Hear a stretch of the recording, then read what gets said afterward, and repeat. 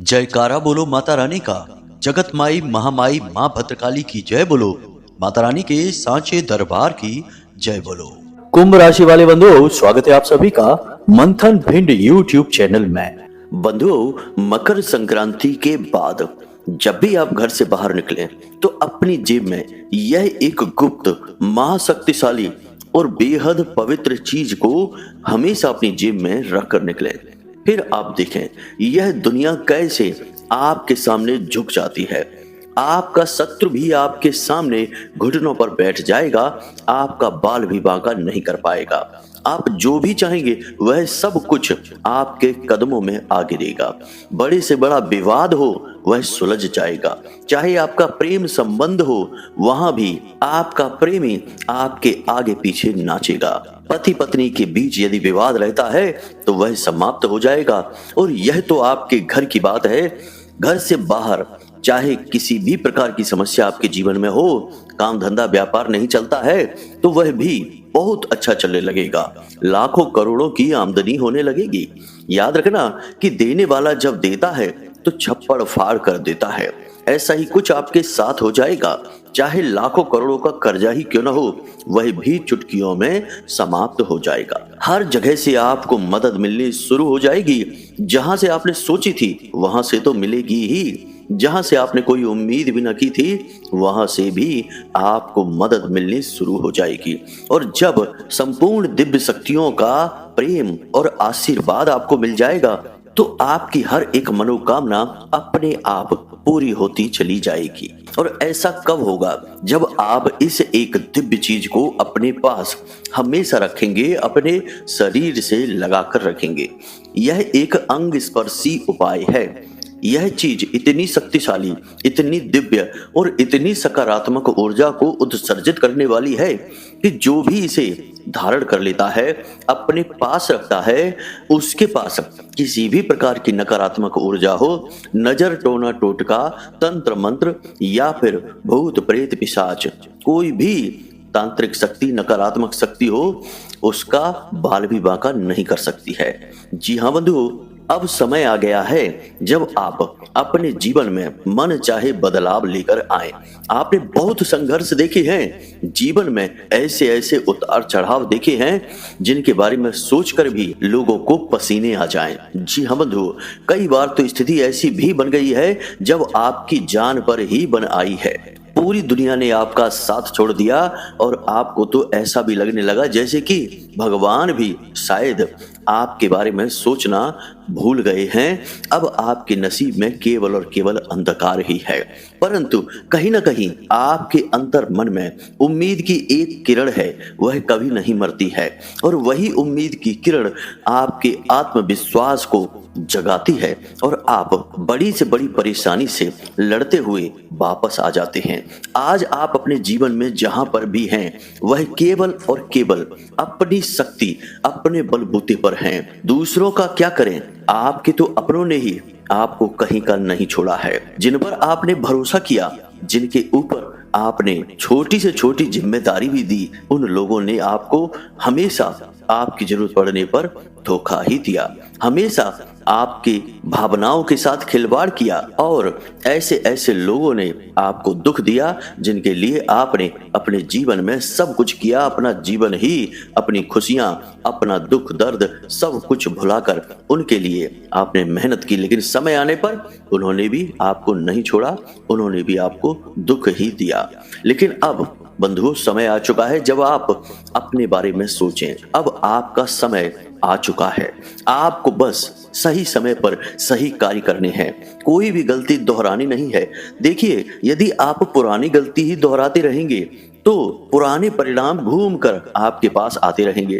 तो नए समय का बदलता हुआ कोई प्रभाव आपके ऊपर दिखाई ही नहीं देगा, क्योंकि पुरानी गलतियों का, या यूं कहें कि पुराने कर्मों का मैल आपके आने वाले इस नए समय को भी दूषित करेगा। इसलिए आपको अपने जीवन में कुछ जरूरी परिवर्तन अब करने होंगे। कुछ ऐसे कार्य हैं जो अब इस 2025 में आपको भूल कर भी नहीं करने हैं। वे कार्य नहीं है, वे आपकी महागलतियां हैं। जी हाँ बंधु, ऐसी गलतियां जो आपको केवल और केवल पीछे खींचती हैं, गड्ढे में डालती हैं और दुखी बनाती हैं। इसी के साथ साथ 3 ऐसी बातें हैं या यूं कहें कि आदतें हैं जिन्हें आपको हमेशा अपने जीवन में शामिल करना है। अब तक आप उनके बारे में जानते नहीं हैं। हम इस बात को अच्छी तरह से जानते हैं क्योंकि हमने आपकी राशि का, आपकी कुंडली और आपके स्वभाव का बहुत लंबे समय तक अध्ययन किया है। इसलिए हम इस बात को अच्छी तरह से जानते हैं कि आप किस हद तक चीजों के विषय में ज्ञान रखते हैं, लोगों की समझ रखते हैं, दुनियादारी की समझ रखते हैं। इसीलिए हम आपसे कहते हैं कि आप इन 3 चीजों के विषय में, ये 3 बातों के विषय में नहीं जानते हैं। इन 3 चीजों को आपको अपने जीवन में शामिल करना होगा। बस इतना कर पाने में यदि आप कामयाब हो जाते हैं और इस एक चीज को हमेशा अपने पास रखते हैं तो फिर आपको आगे बढ़ने से कोई दुनिया की ताकत रोक ही नहीं सकती है। जो आप चाहेंगे वह सब कुछ आपके कदमों में आ गिरेगा। होता भी यही है, क्रिया के खिलाफ प्रतिक्रिया तो होती ही है। इंसान जब सही क्रिया करता है तो फिर उसके खिलाफ सही प्रतिक्रिया होती ही है। तो अब कुछ बातों को आप ध्यान में रखें। हम जो आपसे कह रहे हैं इन बातों को आप बिल्कुल भी हल्के में मत लेना। दूसरा कि जब आप बातों की गंभीरता को समझ चुके हैं तो इन बातों को, ये यूं कहें कि इन जीवन के सूत्रों को अपने जीवन में उतारना भी है। क्योंकि बंधु, जब तक आप क्रिया नहीं करेंगे, सूत्रों को अपने जीवन में लेकर नहीं आएंगे, तब तक हम लाख बातें आपको बता दें, लाख सोने की खदान का पता भी आपको दे दें, यदि आप चलकर जाएंगे ही नहीं तो सोना खुद चलकर आपके पास नहीं आएगा। वो कहावत तो आपने सुनी ही होगी कि कुआं कभी भी प्यासे के पास नहीं जाता, प्यासे को ही कुएं के पास जाना पड़ता है। तो बस आपको इन बातों को अपने जीवन में उतारना है। और तीसरा, सबसे महत्वपूर्ण, कि आपको इन बातों को गुप्त रखना है। किसी को भी इन विषय पे नहीं बताना है, इन बातों से किसी भी इंसान का परिचय नहीं कराना है, किसी को भी कुछ नहीं बताना है। जो बातें हम आपको बता रहे हैं बस इन्हें सुन लेना है, अपने मन में मनन करना है और उतार लेना है। तो चलिए बंधु, उम्मीद करते हैं कि आप हमारी सारी बातें यहाँ तक समझ चुके हैं।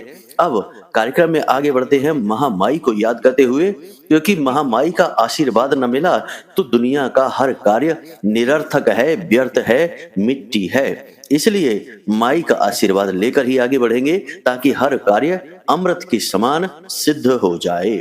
तो चलिए कमेंट बॉक्स में लिख डालिए, जय मां भद्रकाली कृपा करो। महामाई बहुत दयालु हैं, आपके ऊपर निश्चित कृपा करेंगी। एक बार नहीं 3 बार लिखना। लेकिन कुछ लोग यहाँ पर भी कंजूसी कर जाते हैं। कितना आलस है उन्हें यहीं से पता लग जाता है। उद्धार कैसे होगा?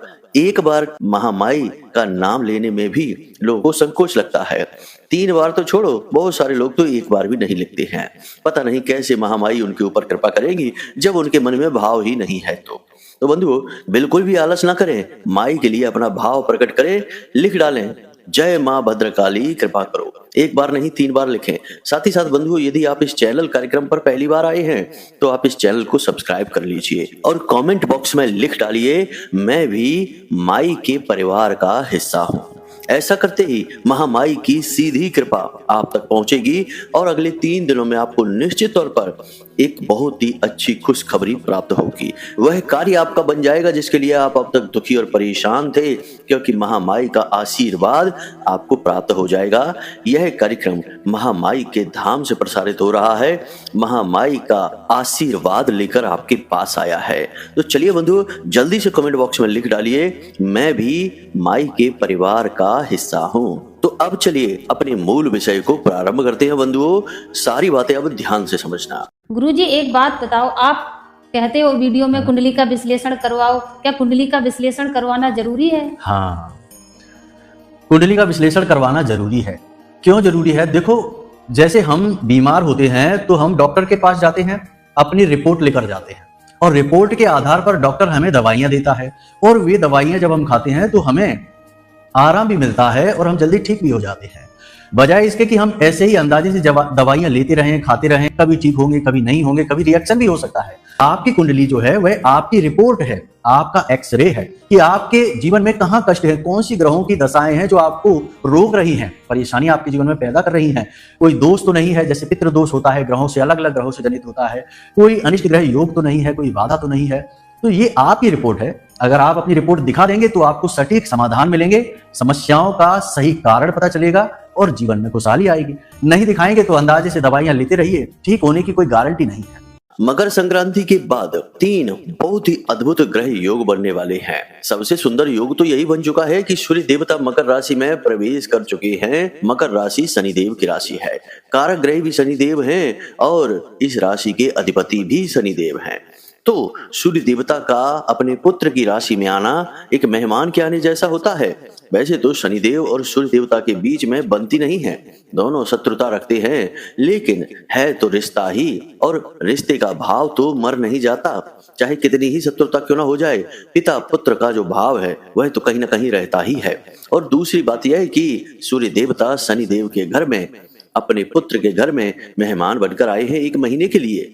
इसलिए शनिदेव नियमों का पालन करते हुए, न्याय की हर एक विषय को अपने व्यवहार में रखते हुए सूर्य देवता का बहुत आदर करते हैं, बहुत सम्मान करते हैं। इसलिए यह एकमात्र ऐसा महीना होता है जब सूर्य देवता और शनि देवता दोनों ही अपनी क्रूरता को छोड़कर सौम्य हो जाते हैं, बहुत ही अच्छे फल देने लगते हैं। इसका आपको बहुत अधिक लाभ प्राप्त होगा।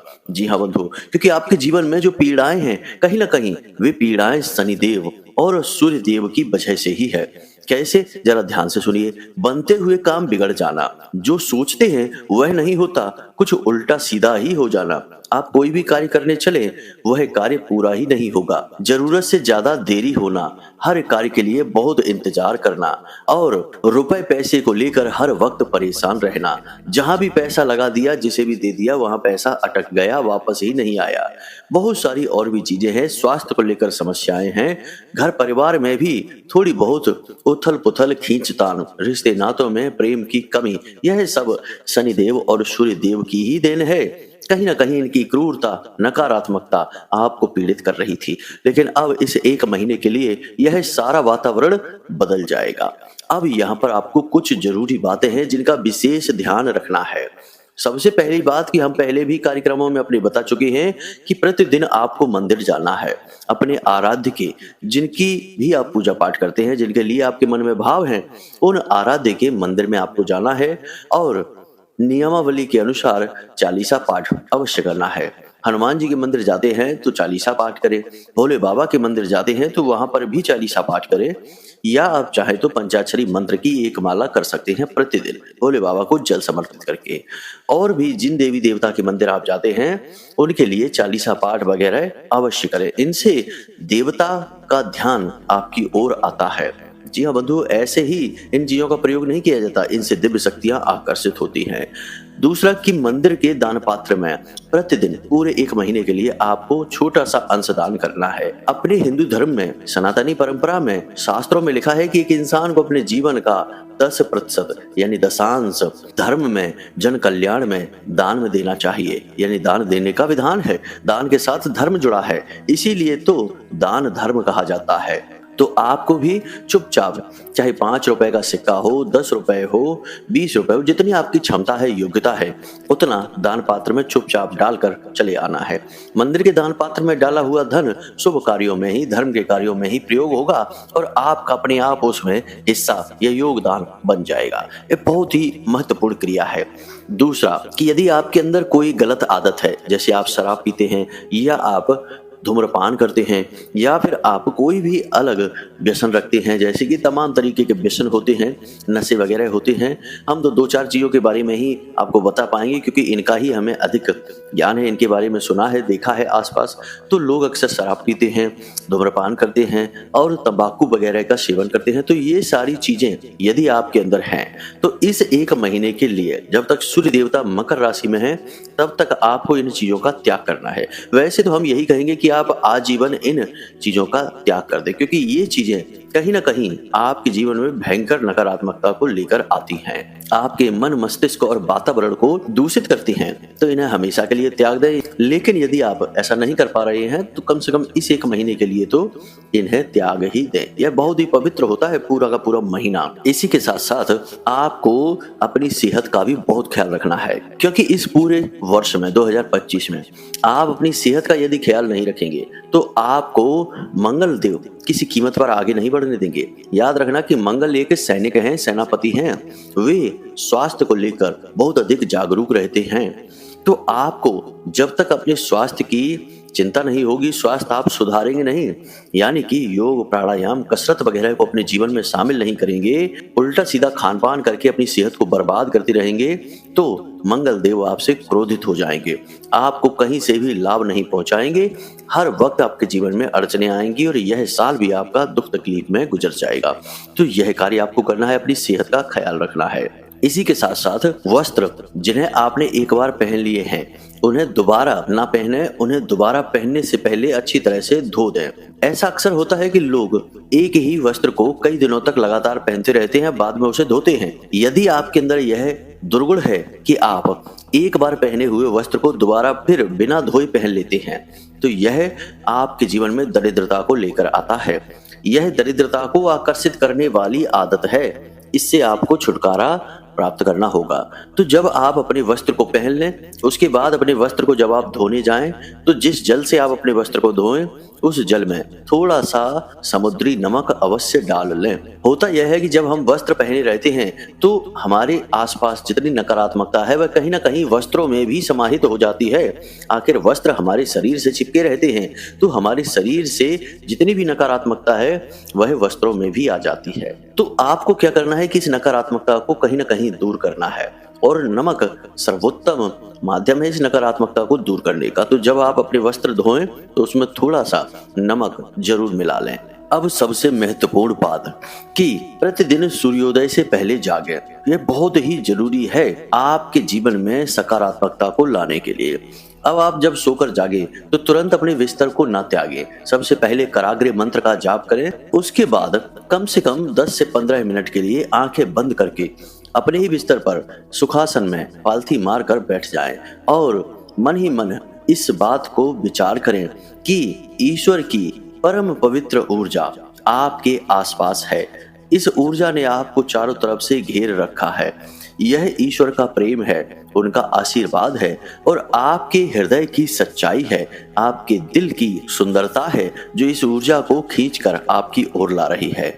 ईश्वर जो न केवल इस संसार के, इस ब्रह्मांड के, बल्कि अनंत कोटि ब्रह्मांड के पिता हैं, हमारे सबके परम पिता हैं। इनके आशीर्वाद और प्रेम की कोई सीमा नहीं है। ऐसा ईश्वर का प्रेम और आशीर्वाद आपके आसपास मंडरा रहा है, आप इसमें डुबकियां लगा रहे हैं। ईश्वर की शुद्ध सकारात्मक ऊर्जा ने आपको घेर लिया है, आप ईश्वर के प्रेम में डूब चुके हैं। इस तरीके के विचार आपको अपने मन में लेकर आने हैं। यह विचार लाने से आप उस परम चेतना से, ब्रह्मांडीय चेतना से जुड़ जाएंगे, या यूं कहें कि ईश्वर से सीधे आपका संपर्क हो जाएगा। अब बहुत सारे लोग कहेंगे कि हमें तो कुछ महसूस ही नहीं हुआ, हमने तो यह कर लिया तब भी हमें कुछ पता ही नहीं चला। तो इतना आसान नहीं होता है, ये आदतें हैं, काम नहीं। काम 2 दिन 4 दिन करेंगे तो उसके परिणाम दिख जाएंगे, लेकिन आदत का परिणाम लंबे समय के बाद दिखता है। और यह धारणा का विधान है। हमारी यौगिक परंपरा में धारणा का विधान ही ईश्वर से भेंट करवाता है, तप और मेहनत को सफल कराता है। तो शुरुआत में हो सकता है कि आपको कुछ अजीब सा लगे कि हम यह क्या कह रहे हैं, क्या सोच रहे हैं, लेकिन धीरे धीरे आपको खुद महसूस होने लगेगा, खुद अपने आसपास वह पवित्र ऊर्जा महसूस होने लगेगी और फिर आप खुद ही बिना बताए ही इस कार्य को और लंबे समय तक करने लगेंगे। सुबह सुबह का ऐसा समय होता है जिसे हम बहुत पवित्र समय, दिव्य समय कह सकते हैं, क्योंकि माया उस समय सोकर जाग रही होती है और इस संसार में सारी हलचल समाप्त होती है, या यूं कहें कि बहुत ही कम होती है, निम्न स्तर की होती है। यही वह समय होता है जब आप ईश्वर से सीधे जुड़ सकते हैं। तो बस आंख बंद करके 10 से 15 मिनट के लिए बैठ जाइए और महसूस करिए कि ईश्वर का प्रेम कैसे आपकी ओर आ रहा है। फिर उसके बाद अपने बिस्तर को त्यागने से पहले इन 3 मंत्रों का 3-3 बार उच्चारण करें। स्थान देवताभ्यो नमः, कुल देवताभ्यो नमः, पितृ देवताभ्यो नमः। इन 3 मंत्रों का उच्चारण अवश्य करें। जो भी देवता हैं आपके आसपास हैं उनको नमः, आपके कुल देवी और आपके पितृ देवता, इनको भी आपने नमस्कार किया है। अब अपना हाथ अपने नाक के पास ले जाएं और सांस को बाहर निकालें। नासिका के जिस भी छिद्र से श्वास बाहर आ रही है उसी पैर को अपने बिस्तर से नीचे रखें। मानकर चलिए कि दाहिनी तरफ के नासिका से श्वास बाहर आ रही है तो दाहिना पैर यानी सीधा पैर बिस्तर से नीचे रखें, जमीन पर रखें। और यदि बाईं तरफ से श्वास बाहर आ रही है तो बायां पैर जमीन पर रखें। यह बहुत ही महत्वपूर्ण विषय है, इसे स्वर विज्ञान कहा गया है। शास्त्रों में इसके विषय में बहुत सारी बातें बताई गई हैं, परंतु हम इनके विषय में अभी चर्चा नहीं करेंगे। अभी बस आप इन बातों को मान लीजिए, क्योंकि चर्चा करने लगे तो यह कार्यक्रम बहुत अधिक लंबा हो जाएगा, क्योंकि यह विषय बड़ा है, गहरा है। तो फिलहाल आप इन नियमों को मानकर चलिए। यहाँ तक आपने सारी नियमावली समझ ली है। अब हम आपको बताने जा रहे हैं उस एक चीज के विषय में। तो बंधुओं, अब ध्यान से सुनिए। इस वस्तु का या इस एक चीज का नाम है सूर्य शनि यंत्र। जी हाँ बंधुओं, सूर्य शनि यंत्र मकर संक्रांति के बाद जब तक कि सूर्य देवता मकर राशि में रहते हैं तब तक हर एक जातक को अपने पास रखना चाहिए। सूर्य शनि यंत्र सूर्य और शनि के मिलन से उत्पन्न होने वाले शापित योग को दूर कर देता है। क्योंकि दोनों ही आपस में शत्रु ग्रह हैं, तो कहीं ना कहीं इन दोनों के मिलन से किसी न किसी प्रकार के दोष भी उत्पन्न होते हैं, जो आपके जीवन में कई प्रकार के नकारात्मक परिणाम ला सकते हैं। लेकिन इन सब से कहीं बढ़कर यह होता है कि जब कोई इंसान सूर्य शनि यंत्र को अपने पास रखता है या धारण कर लेता है एक निश्चित समय के लिए, तो इन दोनों ग्रहों की पूरी शक्ति, पूरी सौम्यता और सकारात्मक ऊर्जा उस व्यक्ति के जीवन में बहुत ही शुभ और उच्च स्तर के परिणाम देने लगती है। अब यह सूर्य शनि यंत्र कैसा दिखता है, इसे आप अपने मोबाइल की डिस्प्ले पर देखें। वीडियो में हमने इसका फोटो लगाया हुआ है। इस यंत्र को आपको बनाना है, इसका आप स्क्रीनशॉट ले लें। अब इस यंत्र को आप किसी भी दिन बना सकते हैं। वैसे तो शनिवार का दिन सर्वोत्तम होता है या रविवार का दिन, परंतु आप किसी भी दिन बना सकते हैं, क्योंकि मकर संक्रांति के बाद के सारे दिन जब तक कि सूर्य देवता मकर राशि में रहेंगे, सभी दिन सूर्य और शनि के दिन होते हैं। तो किसी भी दिन आप बना सकते हैं। और इस यंत्र को आपको सूर्योदय के बाद सुबह के समय बनाना है। जी हाँ बंधु, वैसे तो सारे यंत्र हम रात्रि में बनवाते हैं, क्योंकि वे किसी न किसी प्रकार की दिव्य शक्तियों से, जो रात में सक्रिय होती हैं, ऐसी शक्तियों से जुड़े रहते हैं। लेकिन यह यंत्र आपको सूर्योदय के समय बनाना है। यंत्र कैसे बनेगा, इसे आप ध्यान से समझिए। आपको यंत्र बनाने के लिए भोजपत्र चाहिए, अनार की कलम चाहिए, अष्टगंध की स्याही चाहिए। अब यदि इतनी चीजें आपको कहीं ना मिल सके तो आप पीले रंग का कोई भी कागज ले आए बाजार से और साधारण लाल रंग की स्याही से इस पर इस यंत्र को बनाएं। और इस यंत्र के ऊपर आप थोड़ा सा इत्र अवश्य लगा दें, यानी खुशबूदार कोई भी परफ्यूम वगैरह जो पूजा पाठ में प्रयोग होता है उसे आप अवश्य लगा दें। अब आपको याद रखना है कि आपको इस यंत्र की 2 कॉपी बनानी है, यानी एक जैसे दिखने वाले 2 यंत्र बनाने हैं। और इन दोनों यंत्रों को आपको अपने पूजा घर में रख देना है। भगवान भोले बाबा की फोटो तस्वीर हो या नारायण श्री हरि विष्णु की तस्वीर हो, माता लक्ष्मी की तस्वीर हो, कहीं भी किसी भी देवी देवता के चरणों में आप इन यंत्रों को रख दें। बनाने का नियम बहुत ही सरल है। आपको सुबह सुबह सोकर जागने के बाद नित्य कर्म से मुक्त होकर स्नान आदि करने के बाद अपने पूजा घर में जाना है, गाय के घी का एक दीपक जलाना है और आसन बिछाकर बैठ जाना है और भगवान सूर्य देवता से प्रार्थना करनी है कि हे भगवान, हम आपके नाम से, आपके पुत्र के नाम से यह क्रिया करने जा रहे हैं, यंत्र बनाने जा रहे हैं और हम चाहते हैं कि आप हमारी सहायता करें, अपनी कृपा हमारे ऊपर बरसाएं। इस प्रकार निवेदन करते हुए आपको बड़े ही आदर भाव के साथ इन यंत्रों को बनाना है। यानी कि एक जैसे 2 यंत्र आपको बनाने हैं। दोनों को आप चौकोर फोल्ड करने के बाद पूजा घर में ही रख दें। उसके बाद आपका काम यह रहेगा कि जब आप अपने घर से बाहर निकलें अपने काम धंधे व्यापार के लिए, तो एक यंत्र उठाकर अपनी जेब में रख लें। पैंट की जेब में ना रखें, अपने पर्स में रख सकते हैं या फिर अपने शर्ट की जेब में रखें तो सर्वोत्तम रहेगा। शर्ट की जेब आपके हृदय के करीब होती है और शरीर का यह उत्तम स्थान होता है जहां हम कोई भी पवित्र चीज को धारण कर सकते हैं। इस यंत्र को आपको दिन दिन भर अपनी जेब में रखी छोड़ देना है। बार बार इसे छूना नहीं है, इसे किसी को दिखाना नहीं है और इसके बारे में किसी से चर्चा नहीं करनी है। उसके बाद जब आप घर वापस आएं तो फिर से स्नान आदि करने के बाद अपने पूजा घर में जाएं और इस यंत्र को वापस पूजा घर में ही रख दें। अगले दिन उनमें से कोई भी एक यंत्र उठाकर फिर से जेब में रखें और अपने काम पर चले जाएं। एक यंत्र आपकी जेब में रहेगा और एक यंत्र आपके पूजा घर में रखा रहेगा। इस प्रकार यह क्रिया लगातार चलती रहेगी। अब याद रखना कि यह क्रिया केवल तब तक ही चलेगी जब तक सूर्य देवता मकर राशि में गोचर कर रही हैं। यानी कि सूर्य देवता का गोचर है 12 फरवरी 2025 रात को 9:56 तक मकर राशि में सूर्य देवता रहेंगे, फिर कुंभ राशि में चले जाएंगे।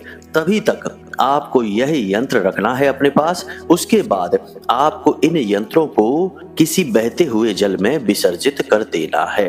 बस इतना सा करना है। उसके बाद इन यंत्रों को आपको प्रयोग नहीं करना है, वरना इनका नकारात्मक प्रभाव आपके ऊपर पड़ने लगेगा। याद रखना कि यह क्रिया बहुत ही शक्तिशाली है और 2 महाशक्तिशाली ग्रहों की सकारात्मक ऊर्जा, उनका प्रेम और आशीर्वाद आपको दिलवाएगी।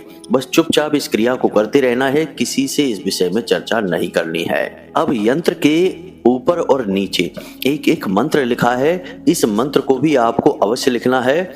बहुत ही आवश्यक है इन मंत्रों को लिखना, वरना ये यंत्र जागृत नहीं होंगे। बस इतनी सी बातों को आपको ध्यान रखना है और आप देखिए कि कैसे यह पूरा महीना चमत्कारी ढंग से आपके जीवन में अद्भुत परिवर्तन लेकर आएगा। आप निश्चित तौर पर कुछ ना कुछ ऐसा अवश्य कर लेंगे जिससे आपका जीवन एक नई दिशा प्राप्त कर लेगा, उन्नति की ओर आगे बढ़ जाएगा। जी हाँ बंधुओं, तो चलिए हम उम्मीद करते हैं कि जो बातें हमने आपको बताई हैं, इन बातों का प्रयोग करके आप अपने जीवन को निश्चित तौर पर बदल पाएंगे। यदि कोई प्रश्न आपके मन में उठे या कुंडली विश्लेषण कराना हो तो वीडियो में नंबर दिया गया है, इस नंबर का प्रयोग करें और कहीं से कोई भी नंबर ना लें, वरना धोखेबाजी आपके साथ हो सकती है। इस नंबर पर फोन करें, अपनी डिटेल बताएं, थोड़ी सी दक्षिणा लगेगी और आपकी कुंडली का श्रेष्ठतम आकलन हम स्वयं करके आपको दे देंगे। तो चलिए बंधु, आज के इस कार्यक्रम में यहीं से विदा लेते हैं। हमेशा हंसते रहिए, मुस्कुराते रहिए, सकारात्मक रहिए और दिन में एक बार मंदिर अवश्य हो आइए। महामाई पर अपनी आस्था और विश्वास बनाए रखिए, क्योंकि आपका कल्याण तो वहीं से होना है। तो प्रेम से बोलिए जय माई की, जय मां भद्रकाली। महामाई आपका कल्याण करें। धन्यवाद।